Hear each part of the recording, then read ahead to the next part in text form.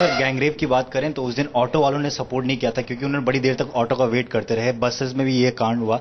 आपका क्या कहना है, आपको कितना सपोर्ट करते गैंगरेप के मामले का, ये इंसिडेंट के बाद क्या ऑटो वाले सपोर्ट करते हैं? बिल्कुल नहीं सर, तकरीबन 15-20 दिन की बात है। मैं जा रही थी तो मैंने ही ऐसे ऑटो वाले को बोला कि भैया चलना है कि मेरे को यहाँ पे छोड़ देना। तो वो बोले कि हम इस रूट से नहीं जाएंगे, जबकि ये लो बन चुका है कि अगर आप ऑटो वाले से बोलोगे तो आपको जरूर छोड़ेगा, अदरवाइज उस पर चालान होगा। बट वो नहीं मान रहे, अब भी उस कानून का पालन नहीं हो पा रहा है। तो कैसे आप कह सकते हैं कि ये कानून बनते जरूर है लेकिन उसका पालन नहीं हो पाता है, इसमें कोई शक नहीं है। गीता जी क्या कहेंगे इस पर? देखिए, मेरे ख्याल जो जस्टिस खान कह रहे थे वो दूसरी बात थी। वो कह रहे थे, मेरी इंटरप्रिटेशन ये है कि पॉलिटिकल फिलॉसफी एक बात कहती है कि अगर आपको एक सोसाइटी में परिवर्तन लाना है, कोई सोशल प्रोग्रेस लानी है, तो आप कानून बदल सकते हो। जैसे आपने डाउरी प्रोहिबिशन एक्ट लिया है, पर डाउरी प्रोहिबिशन एक्ट के बाद डाउरी लेनी और देनी बंद नहीं हुई, तो वो सोसाइटी में भी परिवर्तन चाहिए। सो दो तरह से चेंज होता है, एक सोसाइटी चेंज होती है और कानून में बदलाव आता है। जैसे कि हमारी सोसाइटी ने प्रोटेस्ट किया कि रेप लॉज को और स्ट्रिक्ट बनाओ।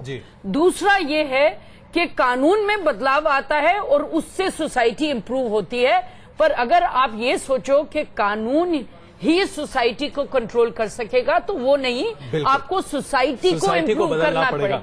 बस मेरे ख्याल वो ये कहना चाह रहे थे। बिल्कुल, इसमें कोई शक नहीं कि जस्टिस खान अपने तजुर्बे से बहुत सारी चीजें कह रहे हैं जो आज हम शायद अच्छी तरीके से समझ भी रहे होंगे। नगमा जी, क्या आपको भरोसा है कि आने वाले 5 साल में भी इस देश में मानसिकता में जरा सा भी बदलाव आ सकता है? बहुत छोटा जवाब, क्योंकि वक्त हमारे पास बहुत कम है, बहुत सारे लोगों से अभी बहुत कुछ पूछना है। देखिए, मैं अभी कह रही हूँ और मैं फिर से ये बात को रिपीट करूंगी कि मुझे ऐसा लगता है कि जब तक ऐसे लोगों को, ऐसे दरिंदों को कड़ी से कड़ी सजा नहीं दी जाएगी और ऐसे कुछ केसेस को अंजाम नहीं दिया जाएगा, तब तक बदलाव लाना बहुत मुश्किल है।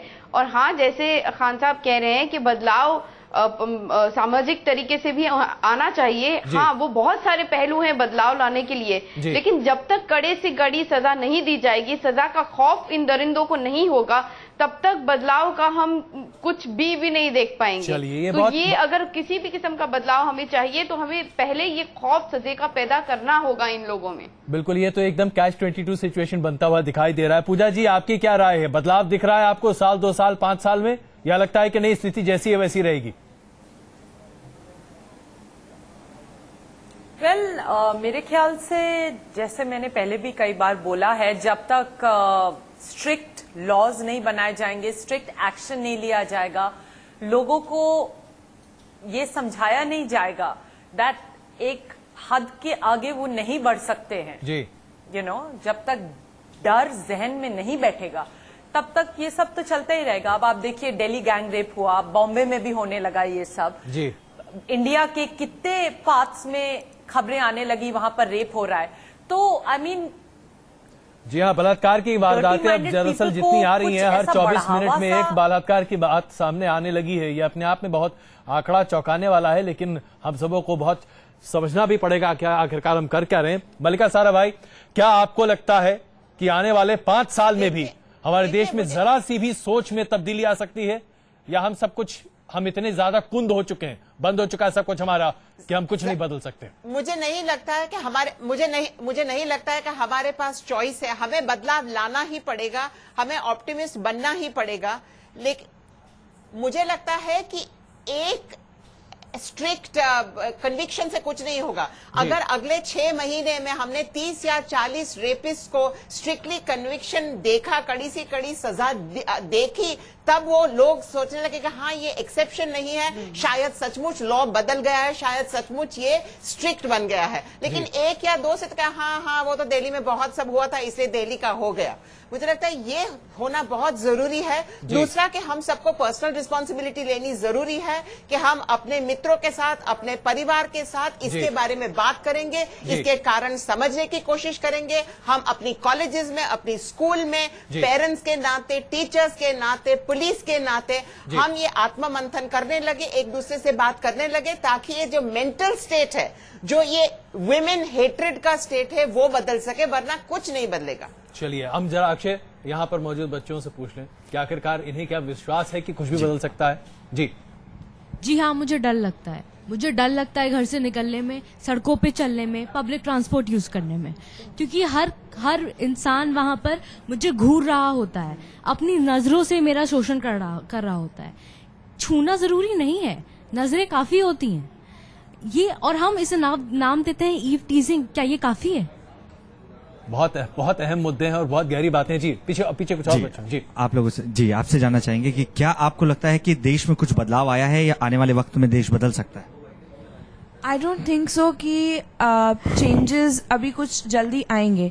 Even after 5 years if you see that changes are coming up, do we really think that लोगों का माइंडसेट चेंज होगा? आई मीन माइंडसेट जो पेरेंट्स का है अपनी डॉटर्स को बाहर भेजने का, माइंडसेट जो आज फैमिलीज इतना डरती हैं.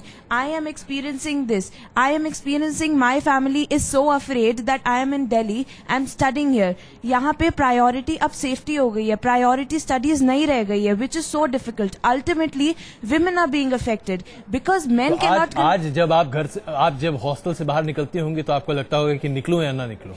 Hostel is safe, but parents won't allow for PGs or flats. It is so difficult. बिल्कुल. एक यहाँ इस कोने में एक जल्दी से, इससे पहले कि हम इस चर्चा को खत्म करें.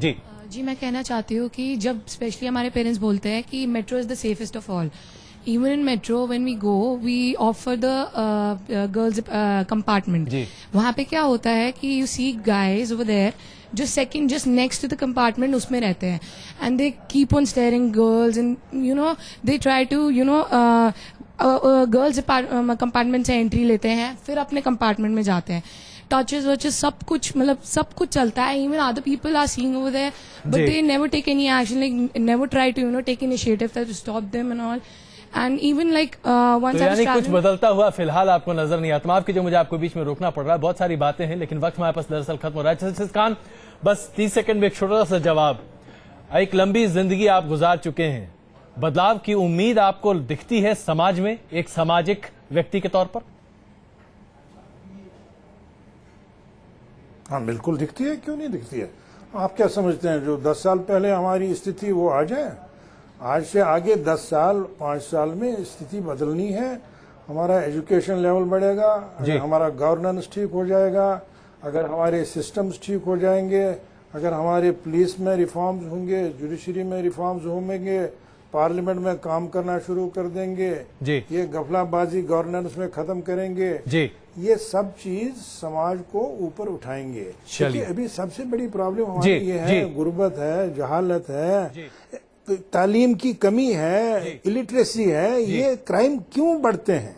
ये इसमें बेकारी है कि ये कौन लोग करते हैं, ये थोड़ी कोई पढ़ा लिखा आदमी करता है.